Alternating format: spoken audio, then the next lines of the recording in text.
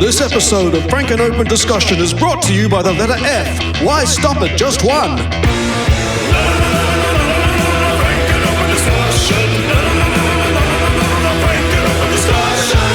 Today we'll talk about re-releases of music from the Beatles and the Floyd, the decline of high-fidelity music, the benefits of streaming, Netflix versus Spotify versus Bandcamp, 80s music, and our very special guest celebrity, not Liam Hemsworth. So we had a list Someone of topics. have an idea. Well, no, we had a list of topics. Well, who are we first?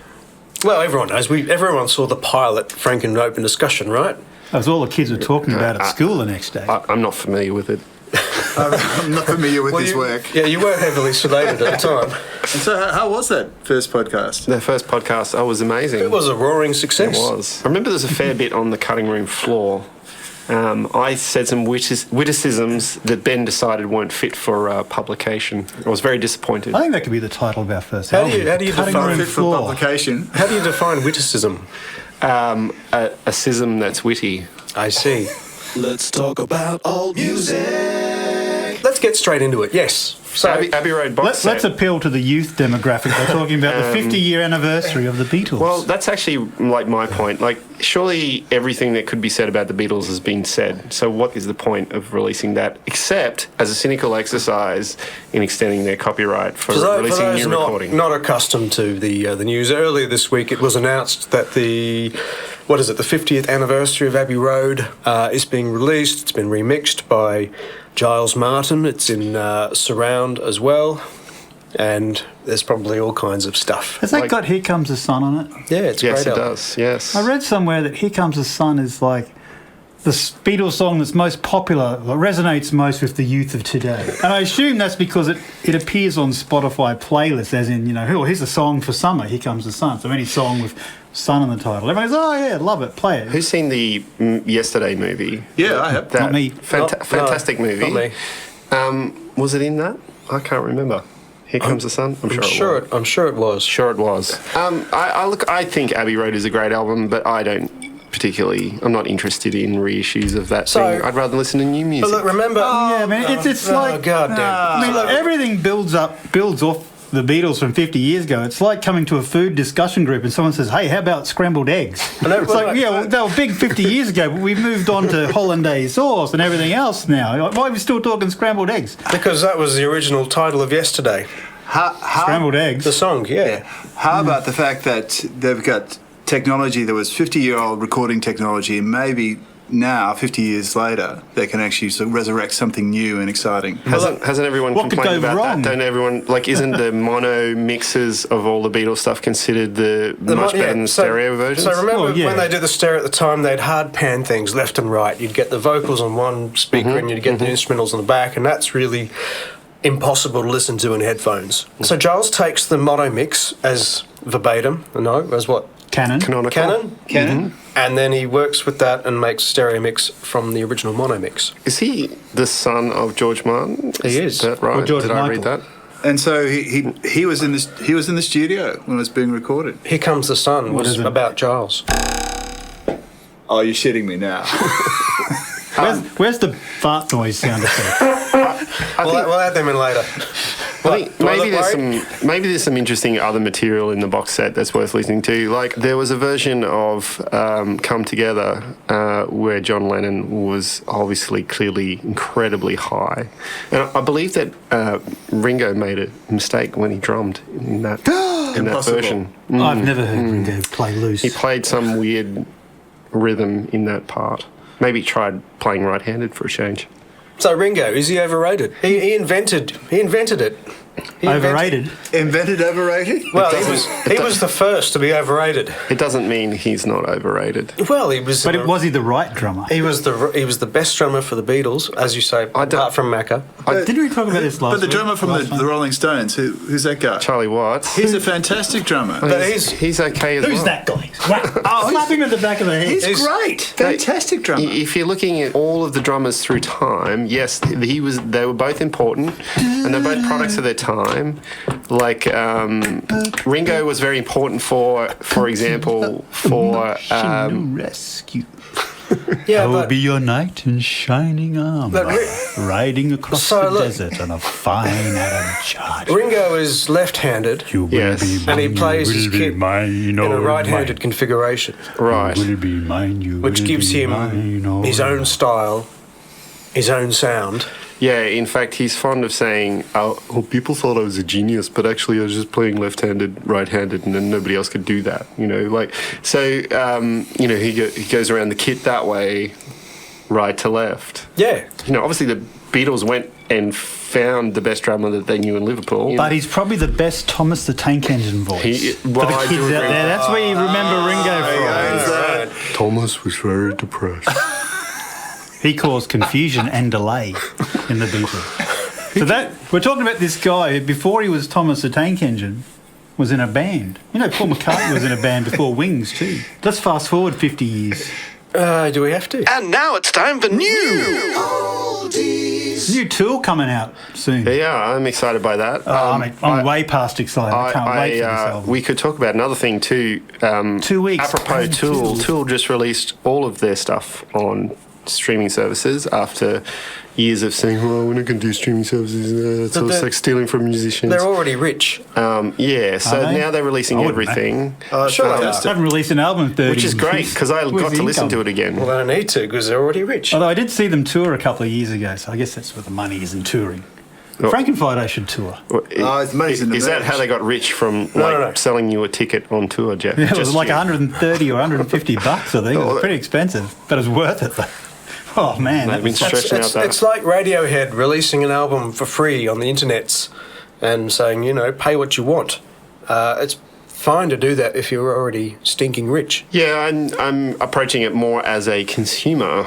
It's good to be able to, like, I didn't listen to Tool for ages because I had no platform in which to listen to them to. I probably got a What, CD. you didn't have a CD Yeah. player? You couldn't I don't have purchase a their CD music. player. I don't have a CD player. I have no CD player. No, I have no way of listening to them apart from But back in the ripping day, a CD. When the albums were released, you had a CD player. When the albums were released, I have a CD player, and I have a Tool CD somewhere. I'm not quite sure where, and I wouldn't know The how to tracks play just it. write Now I themselves can with his listen name. to them. I have a box A of tool with CDs a I tool. can't play. Yeah, I have a box too. Have you got a Blu-ray player or a DVD player? I do, but like, Well, there you go. it's plugged into my TV. When am I going to listen to music on my TV? I listen to telling me music on my phone constantly all Are you day. watching TV through TV speakers? Yes. You haven't I mean, got like a hi-fi connected or anything no, like I'm that? too cheap for that stuff. So you're watching movies and television through shitty TV speakers. Well, they're TV speakers. I wouldn't say they were shitty, but they're Well, Yeah, they're they're relatively shitty. they're relatively compared to a hi-fi system. Yes. A good set of speakers. So I'm in the minority, it would appear, of wanting to have a good hi-fi setup to watch movies, Yeah. to watch television. Well, I don't know. Jeff has a setup, don't you, Jeff? Yeah, but it's not connected to my TV at all. Oh, okay. It's off in a corner. It's these beautiful active speakers with turntable and CD attached, and that's about it. Nothing else. It's not a very. preamp. It's not really. TV just goes through a little soundbar thing. Okay, so you missed Tool in their heyday. I didn't see them live. They are now streaming. You can listen to them. Are you going to go to their shows? I might. I certainly would consider it if they're coming out. Are they coming out? I'd definitely know. go. I'd definitely go see those guys. I think when you saw them, Jeff, you said that you maybe got permanent hearing damage, right? Was that? I think that might have been some hyperbole.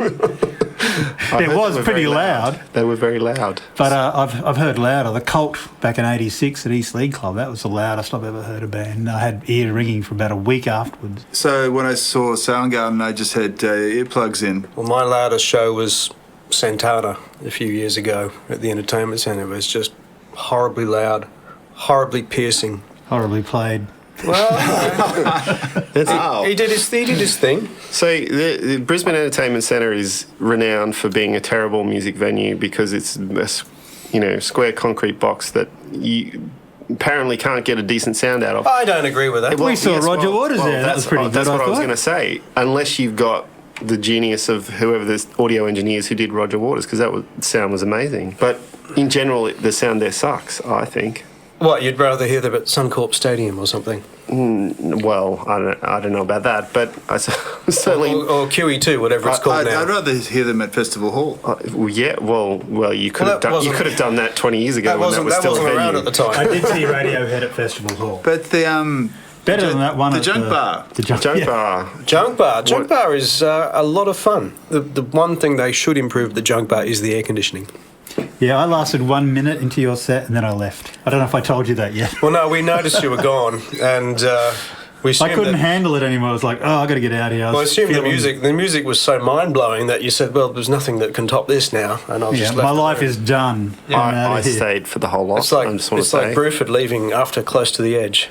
So it was the heat. My heart was doing crazy things. I thought, yeah, I'm out of here. It's too crowded, too small, too hot. So that venue, the venue over in West End used to be the Pavilion. Is this Hi-Fi Oh, yeah, Bar. yeah. Hi-Fi Bar, yeah. Hi-Fi Bar. That's a great venue. I have We seen... saw that King Crimson band there, didn't we? Oh, is King that where we Crimson went? Project. Saw the brand new heavies there. Crimson Project. That was the my show of the year that year. I saw whatever year it was. the Whitlams there.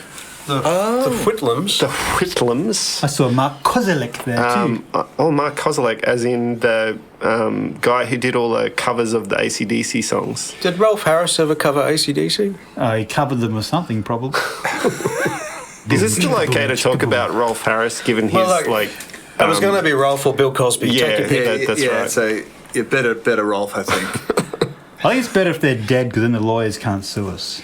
Well, the families can. In fact, No, you can't defame the dead. No, well, Ken, families. you're our legal counsel. Can you defame the dead? I don't know. I don't know Right. anymore. Too Can many you bring years your out. law books next time? I will. We need... You're the law talking guy. All right, so look, here's one I wanted to bring up. Is it relevant to the youth of today? I think so. Okay. It's the kids who are wrong. It's the children who are wrong. No, it's the children who are wrong. So, impending announcement of a Pink Floyd Later Years box set, i.e. from the 80s and beyond, after Roger had left. Is that like when they're all in their wheelchairs and you've got blankets over their legs? Pink Floyd, the autumn years. So anyway, there's going to be a remix of the Momentary Lapse of Reason album. Oh, they're going to make it better. Well, they're going Get to rid of the 80s gated drums. That's exactly what the idea is, to mix the 80s out of it. That was the actual quote. Because this is a hip. The 80s are hip. Now we're only 30 years out. The of date. 80s are surprisingly hip. Unfortunately, the 80s at hip is not necessarily the good 80s. I think it's the kind of cheese is what is appreciated by the youth of today. What sort of cheese are you speaking of? like your Spandau Ballet or your like Culture Club or that sort of. All right, so Culture poppy Club. stuff. Culture Club's cheese, but Spandau Ballet is quite accomplished. Oh, okay, But that's true. the song Culture Gold, Club.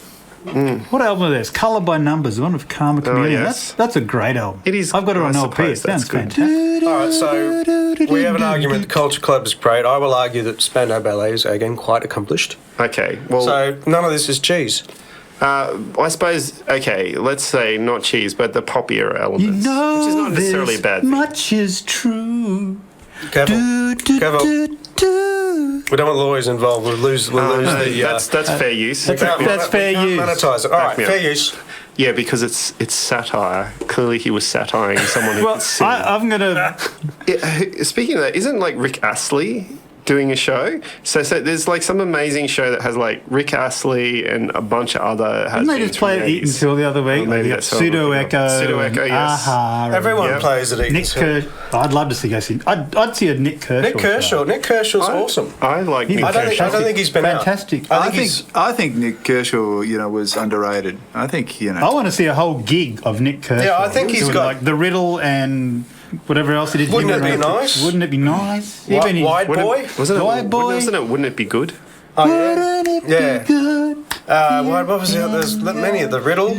The riddle. Yeah, the I think riddle. we've done the riddle. So many great songs. Back Yeah, to, that's back a to the great- 80s great album. production I still value. listen to it. So what do we think of the theory that 80s production was based on the fact that record executives took a lot of cocaine and it kind of only allows them to hear certain frequencies well, like high ones. Or it enhanced their appreciation of Exactly. the high frequencies. does it explain the drum sound? I think that's the idea is it explains the very sort of top end nature of the 80s So we've got. mixing I think process. you're reaching. You've I got don't think the so. no. Well, I'm happy, to go with that because but you've got the gated drum sound, right? Yeah. So that- that helped define the 80s. And Was that was, Phil It Collins started contribution? with Phil playing on a Peter Gabriel solo album. Intruder. Was the Phil song? on a go. And then Phil, of course, then used it on his own stuff. I think and- Hugh Padgham was involved as Oh well. yes, Hugh. Phil is still the greatest drummer ever. Except for Ringo. No, don't knock Phil. He was good. He was definitely accomplished in the day. The worst thing that Peter Gabriel ever did was leave Genesis because then Phil Collins started to sing. Oh, hang on. Phil did a good job. In fact, the best thing that happened to Genesis was Peter Gabriel leaving. Then they got successful and made money. There's a lesson in that. Yes. The lead singer should go. The lead singer should bugger off. If you want to sell out, Ken. sell out early. Well, you can't talk Kids, about we're now talking about Genesis in the 70s, if you're wondering how far back in time we've gone. I don't think... From the 60s to the 80s to the 70s. I don't think gentlemen. the kids are our audience. Let's stick to the 80s for a thing. You can't talk about the 80s without talking about 80s hair bands. Oh, yes, you can. 2 weeks ago, I went online and bought 2 Frankie Goes to Hollywood tracks. Oh, right.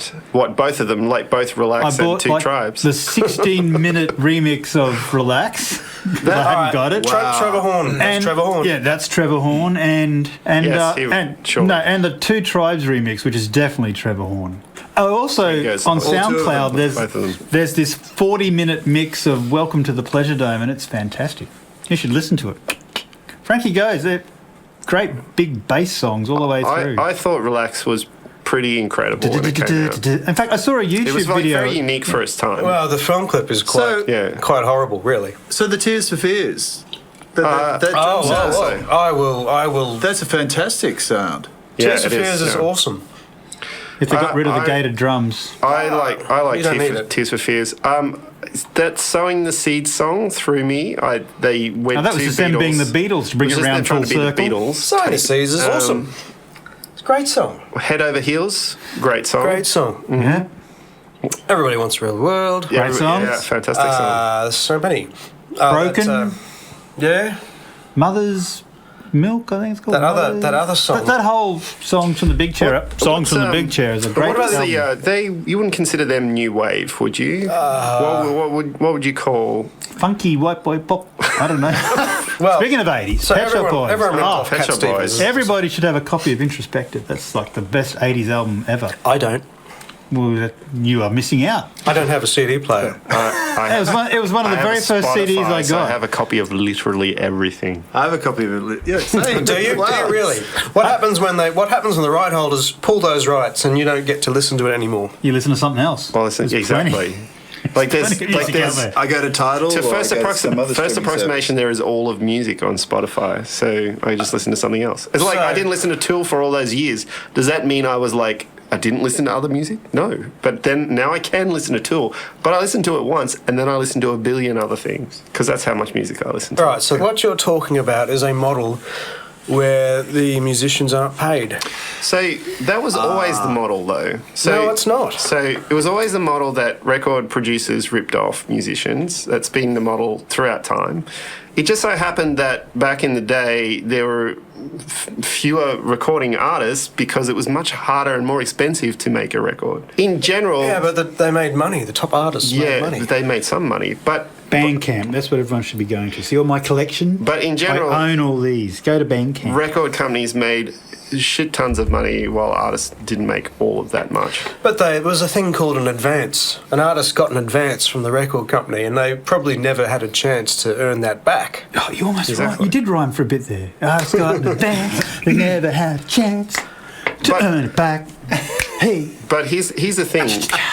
Here's the thing. Like what? We could turn that what into do a song. What do you expect to happen from The here? Ballad of Spotify. Do you think? I expect the quality of music to get worse and worse and shittier. Well, it will if all we can do is just keep re-releasing the Beatles. We'll never have new music, right? Like, my son is in a band. They can, like, go and sit in their bedroom and record something and get it out to everyone. All of their mates can listen to it, and it can find an audience very, very easily. Like, it's impossible to do that in physical media easily. What do you do once you find that audience? Well, what does it matter? Nothing else matters. Which leads me to my next point. I was listening to Metallica on the way here in the car, Death Magnetic. What a great album that is. Which version were you listening to? I was listening to the Guitar Hero version, the one that wasn't compressed to buggery, and oh man, that's a great album. I never really listened to that one before. 'Cause I tried listening to the CD and it was just compressed. It was just an earache all the way through. But that one, I was turning it up. What a great record! So you've hit on an interesting topic. How did you obtain this version, Jeff? I found it. But you've hit on an interesting topic, which is the loudness wars, which have effectively been defeated by streaming. Do you know this? Because streaming companies, they normalise everything to 14 LFS or whatever it is. What's an LFS? Is that like RMS? It's like sound for something. It's like a loudness measure. Is that like 10 IDGAFs? So essentially, what they do is they go through the library and they make everything that's a maximum. So everything has a maximum loudness. There's actually no point to compressing everything to crap anymore. Yeah, and it's actually meant that dynamics has crept back into music. But not on Spotify because they normalise everything. What, they just cut it off? I don't know how they. I don't know if they just limit. Well, yeah, they probably just. I don't know how they actually do that in practice. Right. But all of the streaming. So you don't know what you're talking about. All of the streaming. I know that they do it. I don't know how they do it in practice. Is a different thing. For example, it's like sex. I know that. Like satisfying a woman. You know it's there, but yeah. Okay, go on. All right, so please continue. Lads, I think it's time for to mention one of our sponsors, Franken Cola.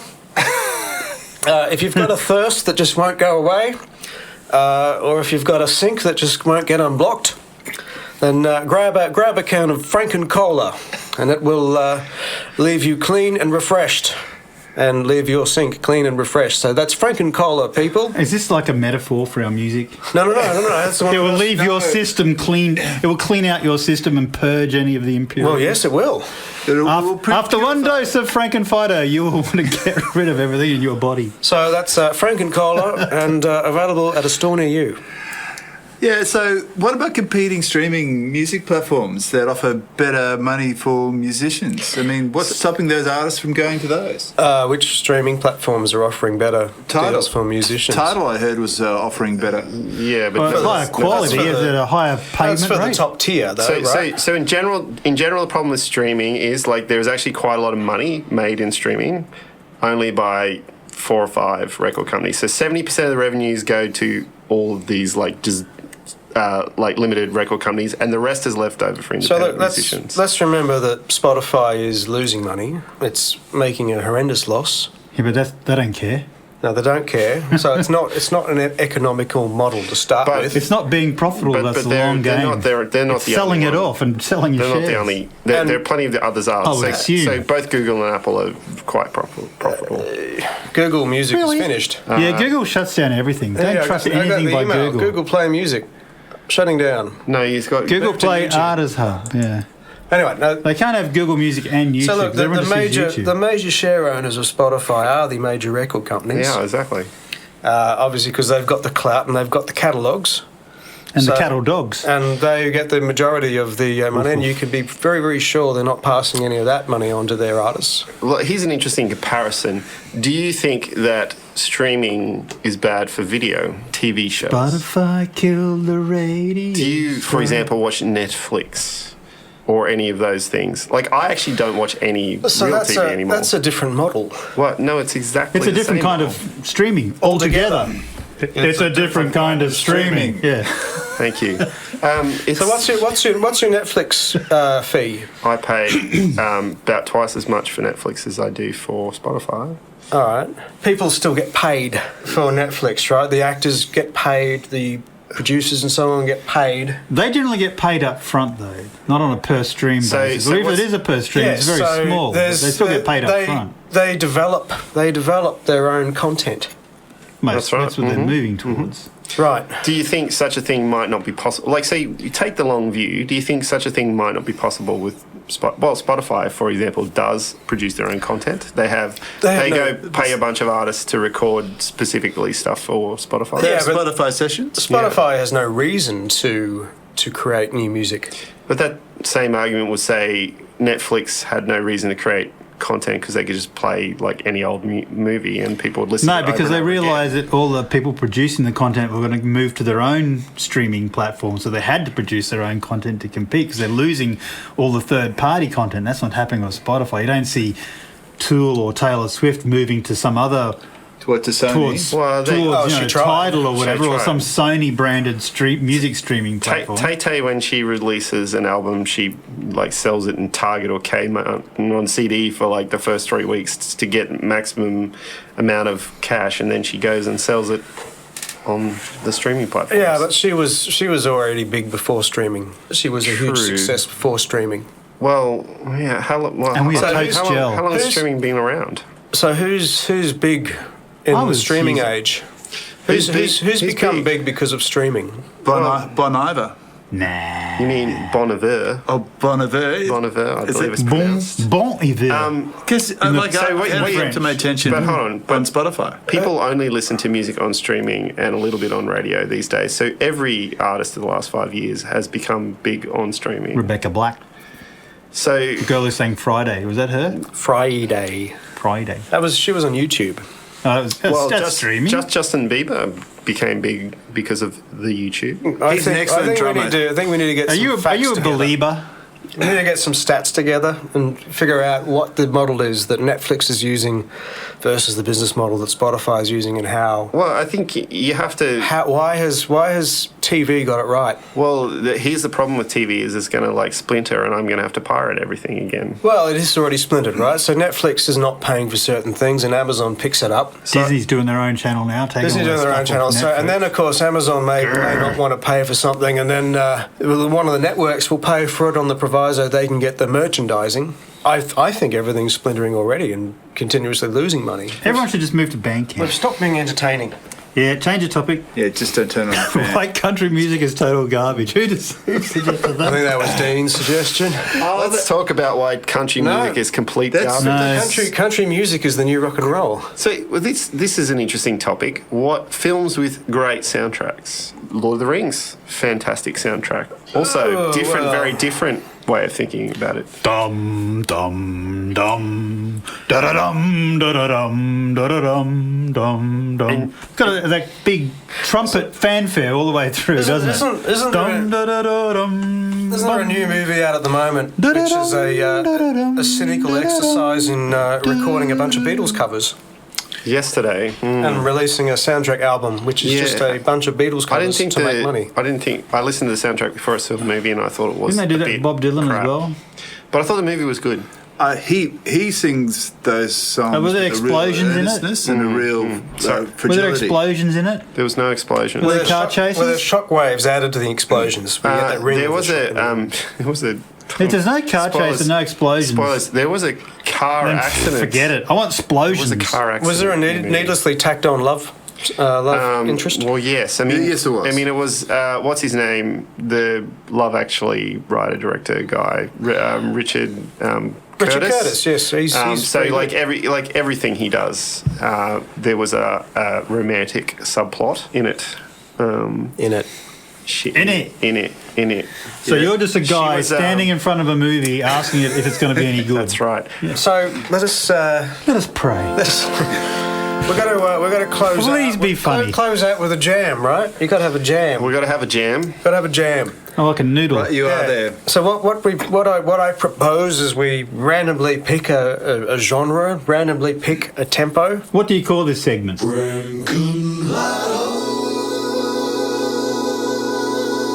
Well, we're going to fire up the lotto machine, and we're going to figure out what. Is these this like things are. theatre sports? We say, do this in the style of that. I propose. So we it's call music it, sports. We call it Franken Lotto.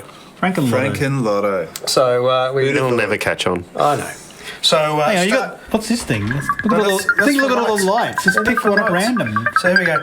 Here we go. Turning around, and the lotto machine is going. We're And going to have to have an app to And- do this, I think. what's the genre, Ken? Polka.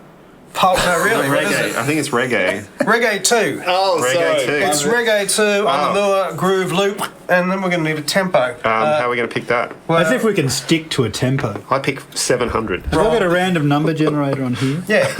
And cranking up the Lotto machine, and the answer is So Okay, at sunrise tomorrow, 6:17.